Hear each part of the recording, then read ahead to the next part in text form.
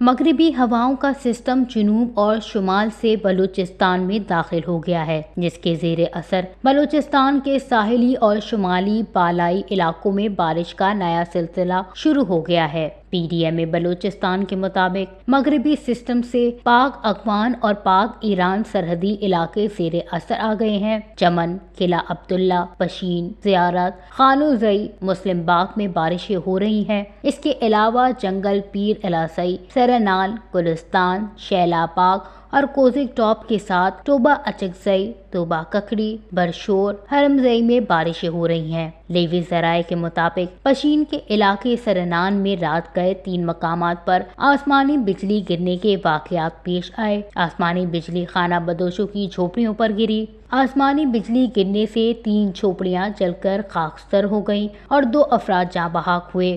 آسمانی بجلی گرنے سے 50 جانور بھی ہلاک ہو گئے ہیں۔ دوسری جانب محکمہ موسمیات کی جانب سے 13 مارچ تک بلوچستان کے 28 اضلاع میں بھی بارشوں کی پیش گوئی کی گئی ہے۔